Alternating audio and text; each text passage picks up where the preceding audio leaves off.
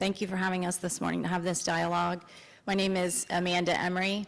I'm a product of the St. Johns County School District. I attended school in this building. I went to then to W. Douglas Hartley, Murray Middle School, and graduated from St. Augustine High School. Mr. Forson, you were my teacher, my coach, and my mentor, and you are an outstanding mentor, and I thank you for that. Unfortunately, I'm here before you today because I do not believe the same empowerment and support that I received is existing today. The empowerment and the support that you and Principal Blunt and Coach McGraw and others gave us is not what my daughters are experiencing today. And so I have 3 daughters who have either graduated from Bartram Trail or are attending Bartram Trail today. My 3 daughters have earned GPAs greater than 4.0. They have captained varsity sports teams. They have been homecoming queens. They have brought home historic state championships to Bartram Trail High School. They have elevated the school's statistics by earning acceptance to 2 of the top-ranked universities in the nation. They have never been in trouble, one time ever. And most importantly, I probably should have mentioned I'm here this morning because I'm Zoe's mom. So forgive me for not making that connection. That's why I'm here this morning. And so my children have never violated the student code of conduct. They've earned accolades, scholarships, and awards for outstanding character, performance, and leadership. Since 2015, my 3 daughters have incrementally attended Bartram Trail and have held up their bargain to be accountable every day and all year long.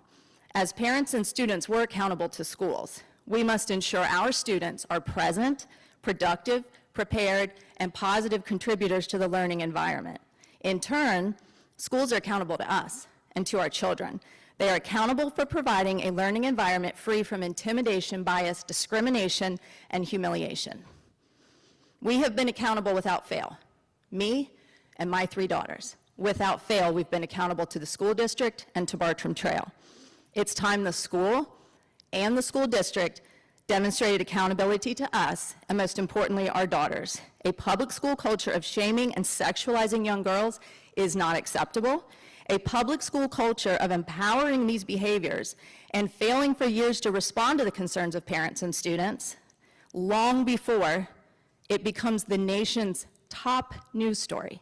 This was the top news story in the nation yesterday. This wasn't just in the news. It was the #1 story in the news yesterday in our nation. And that's embarrassing. When bias is so blatantly evident that it's documented in photographs in the annual yearbook, you as a school and a system have a much more serious problem than poor editing and a solution of offering refunds. Zoe was never given a dress code violation on this day or for this outfit that she wears today ever. She was never given any indication that her outfit did not meet standards. She worked hard to look nice, and she felt confident on that day, newly incoming hair and all, as a reminder of the disease that Zoe battles every single day. She picked a lavender sweater and a pretty necklace to help her not be mistaken for a boy. So now, imagine being a high school freshman girl and you're headed for your yearbook photo. You have no hair because you are managing a disease that has no cure and no treatment. Just think about that for a second. She went into her freshman high school yearbook photo with peach fuzz and a buzz haircut because she had lost all of her hair, battling a disease in the months prior to this.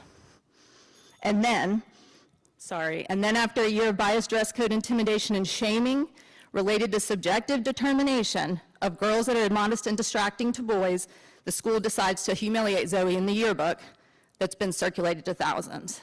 The school looked at her and saw something sexual instead of a 14-year-old girl with a 4.0 GPA and a perfect conduct record and internal strength that most of us can never muster. I'm asking today that an apology be made to the female students. An admission of mistakes made is clear. A commitment to learn from this and evidence of systemic and permanent change is the only acceptable solution moving forward, and that changing a few words in a dress code does not change the intent or the ability for those who have bias to subjectively and overzealously apply and enforce that dress code to target girls and shame and embarrass them. Thank you again for hearing our thoughts this morning. Thank you.